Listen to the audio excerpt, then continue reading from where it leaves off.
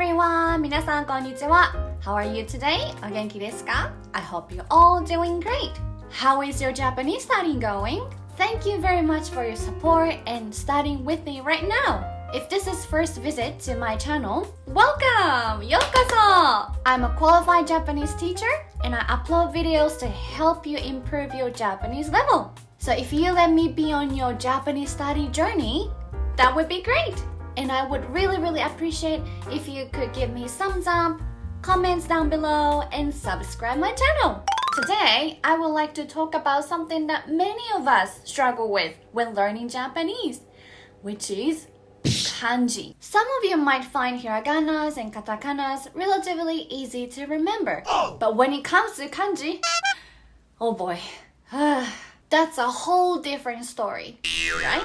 Kanji is complex, there is no denying it. Not only do you have to remember the characters themselves, but you also have to deal with their different pronunciations, known as onyomi and kunyomi. It's like juggling two balls at once. And let's not forget about kanji compounds. When you start combining kanji characters together, things can get really tricky. It's like solving a puzzle where every piece matters. Honestly, there are so many kanjis to learn that it can feel overwhelming, right? But don't worry. While kanji may seem like an endless and hopeless endeavor, it's not impossible. With dedication, practice, and the right resources, you can overcome this challenge. First, let's talk about the number of kanji characters that students in Japanese local school are expected to learn. In Japanese elementary schools, the kanji learning journey begins in grade 1, where students are introduced to 80 kanji characters. As they progress through the grades, the number increases. By the time students finish their elementary school, they've tackled over 1,000 kanji characters.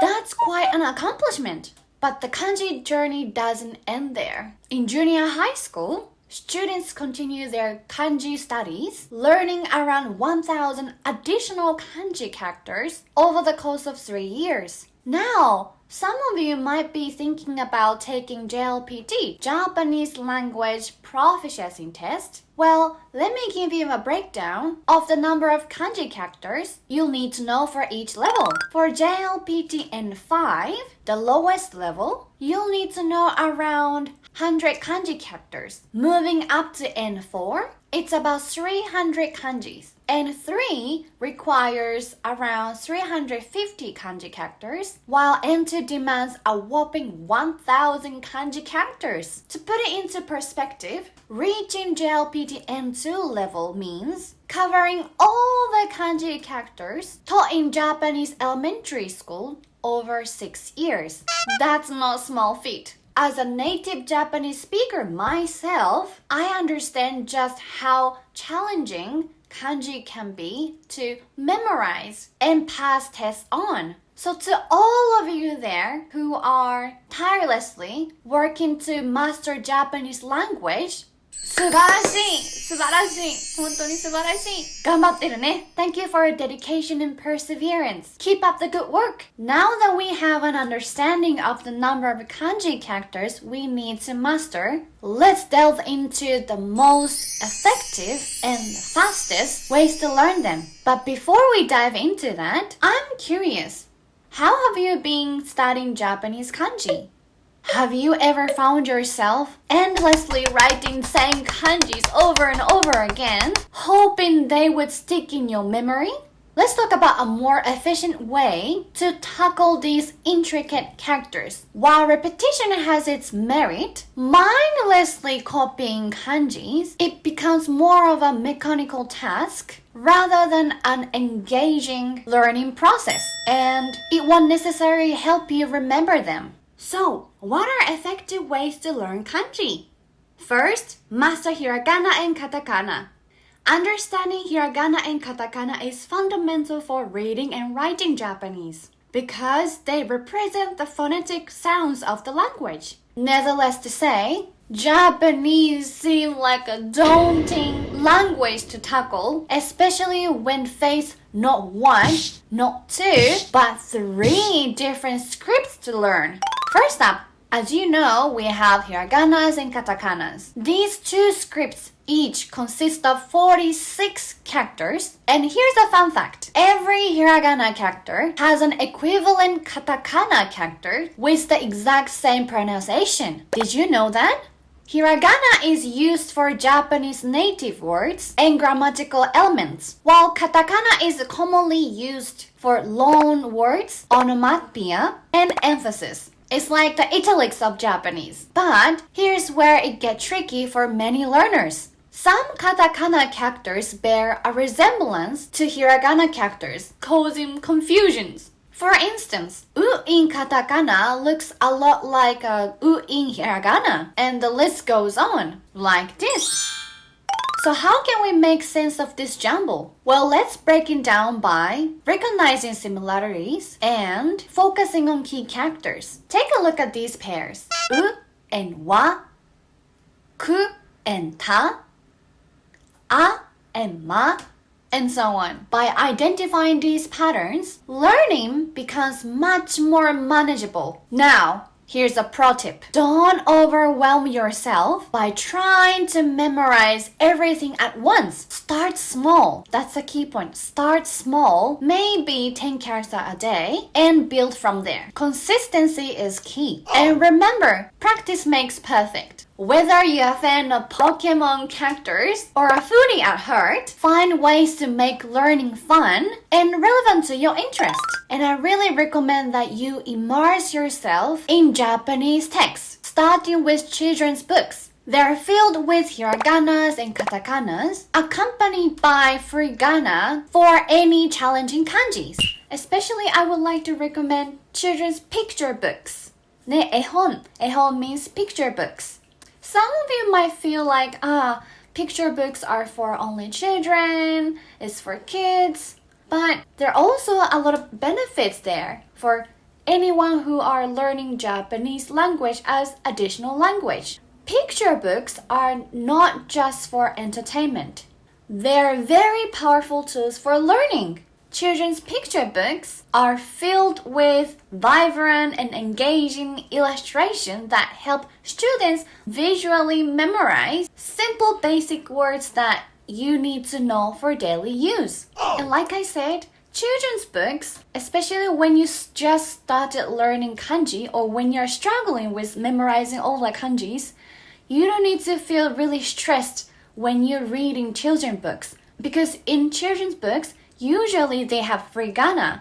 Furigana indicates the correct pronunciation of Japanese kanji characters. You can sometimes see furigana next to the kanji, under or above the kanji. Even if you have sort of allergic reaction to kanji, it's okay. When you read children's picture books, they have furigana, and furigana will help you. So I would really recommend children's picture books for your studying tools. The goal here isn't just comprehension, but familiarity with the characters. Understanding will come with time and practice. So enjoy the journey, okay? いいですか? Although you still need time and effort on hiragana and katakana, I can assure you that you will definitely pass this part easily compared to, oh no, kanji. But don't worry, 心配しないでね. I will help your kanji learning journey to be less boring and tiring. Don't worry, 心配しないで. Stay with me. First, let's focus on understanding kanji, their meanings and the components that make them up. Kanji, as you may know already, are composed of radicals, individual parts with their own meanings. These radicals not only classify kanji, but also provide clues to their meanings. Take, for instance, the ne component, known as shimesu hen, often associated with shrines or deities. Understanding this radical can help you decipher the meaning of the related kanji, even if you're unfamiliar with them. Let's consider kanji for sha. Have you seen it before? 見たことありますか? In words like shrines or celebration, this character conveys a sense of relevance or worship stemming from its association with deities. By gradually acquainting yourself with radical and their meanings, you'll start noticing patterns and similarities among kanji characters. This not only aids comprehension, but also reducing writing errors. So I encourage you to incorporate this radical recognition into your kanji studies. It's a small yet powerful step towards mastery. Speaking of powerful steps, there is one efficient memory technique, which is space repetition. Have you ever heard space repetition? 聞いたことありますか? Space repetition is all about strategically spacing out your review session over time. This ensures that you revisit the material at just the right moment when your memory is on the verge of forgetting to reinforce it effectively. But what makes space repetition so powerful, right? Well, it's all about tapping into how our brain encodes and retains information. When we learn something new, our brain forms connection between neurons. However, these connections weaken over time if not reinforced. Have you ever heard of the Ebbinghaus forgetting curve? It's a fascinating concept that illustrates how we tend to forget information over time. By spacing out your review sessions based on this forgetting curve, the natural decline in memory over time, you optimize your brain's ability to retain information. It's like giving your memory a workout regimen tailored for maximum efficiency. And that's where MochiKanji App comes in. Thank you very much, Mochi team, for sponsoring this video. So the MochiKanji App utilizes special algorithm to analyze your learning history and remind you to review at the golden time, the precise moment before you're likely to forget a word or kanji character. This method, known as space repetition, helps optimize your learning and retention. Learning during the golden time allows you to learn more effectively with less effort. It's like having a personal memory coach guiding you through your study sessions. And with over 1,000 kanjis and vocabulary words covered in just 1 month, you'll be amazed at your progress. And it's incredibly easy to get started. Simply download the MochiKanji app from the App Store or Google Play, search for MochiKanji Learn Japanese, and click download. The app offers courses divided into small groups with vibrant images and audio to aid in memory retention. Whether you are a visual learner, auditory learner, or prefer kinesthetic learning, the MochiKanji app has something for everyone. Personally, I recommend utilizing images alongside kanji and vocabulary to enhance your memorization. With 8,000 plus words and kanji covering JLPT N5 to N2, as well as specialized vocabulary for various fields, the MochiKanji app caters to a wide range of learning needs. The lesson you have learned will be turned into green and have an icon. Plus, it's cute characters.